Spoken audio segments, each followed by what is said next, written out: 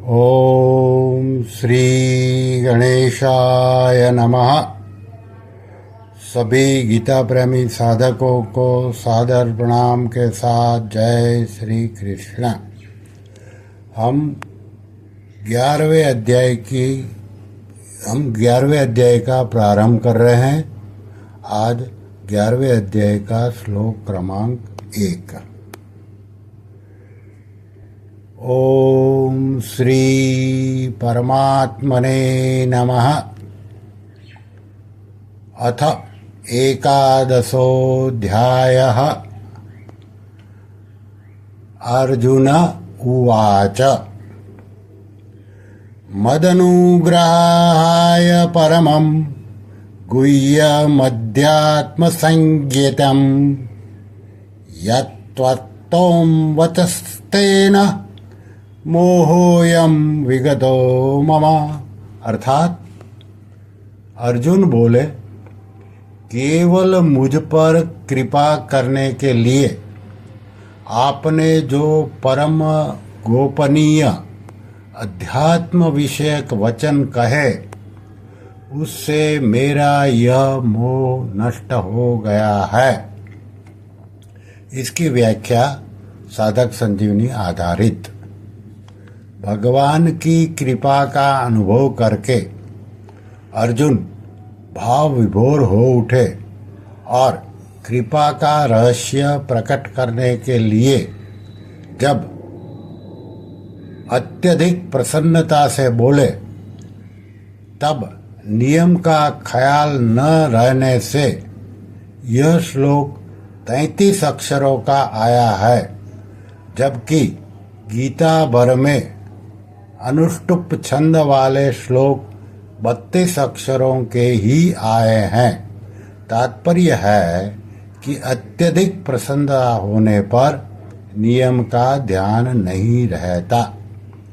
शब्द है मदनुग्रहाय। मेरा भजन करने वालों पर कृपा करके मैं स्वयं उनके अज्ञानजन्य अंधकार का नाश कर देता हूँ। गीता के 10वें अध्याय के 11वें श्लोक में ये बताया। यह बात भगवान ने केवल कृपा परवश होकर कही।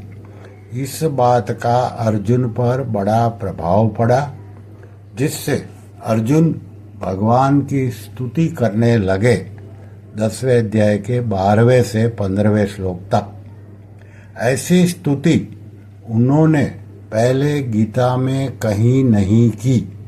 उसी का लक्ष्य करके अर्जुन यहाँ कहते हैं कि केवल मेरे पर कृपा करने के लिए ही आपने ऐसी बात कही है। फिर शब्द है परमम गुह्यम। अपनी प्रधान विभूतियों को कहने के बाद भगवान ने 10वें अध्याय के अंत में अपनी ओर से कहा कि मैं अपने किसी अंश में संपूर्ण जगत को, अनंत कोटि ब्रह्मांड को व्याप्त करके स्थित हूँ। 10वें अध्याय का 42वां श्लोक। अर्थात भगवान ने खुद अपना परिचय दिया कि मैं कैसा हूँ। इसी बात को अर्जुन परम गोपनीय मानते हैं। आगे है अध्यात्म संज्ञितम।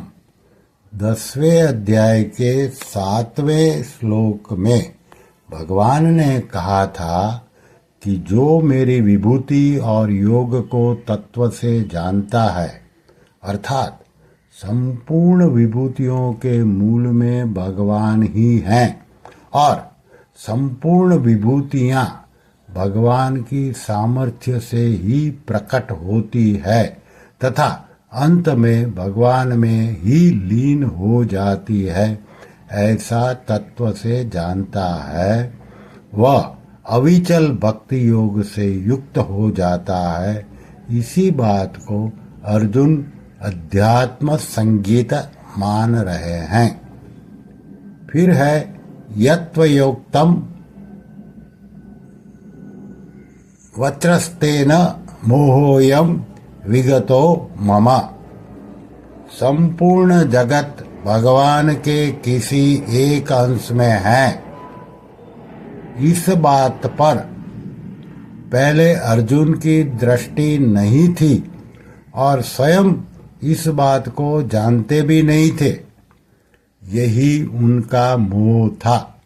परंतु जब भगवान ने कहा कि संपूर्ण जगत को अपने एक अंश में व्याप्त करके मैं तेरे सामने बैठा हूं, तब अर्जुन की इस तरफ दृष्टि गई कि भगवान कितने विलक्षण हैं।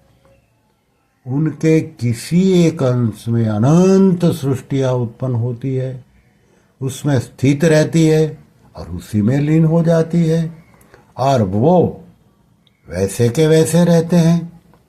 इस मोह के नष्ट होते ही अर्जुन को यह ख्याल आया कि पहले जो मैं इस बात को नहीं जानता था वह मेरा मोह ही था। इसलिए अर्जुन यहाँ अपनी दृष्टि से कहते हैं कि भगवान, मेरा मोह सर्वथा चला गया है।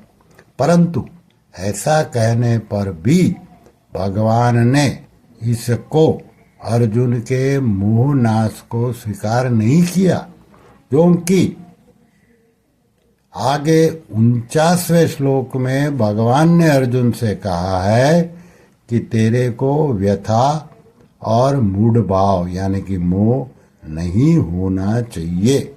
माते व्यथा मां च विमूढ़ भावः। श्री कृष्ण शरणं मम, श्री कृष्ण शरणं मम, श्री कृष्ण शरणं मम। ओम श्री कृष्णार्पणमस्तु।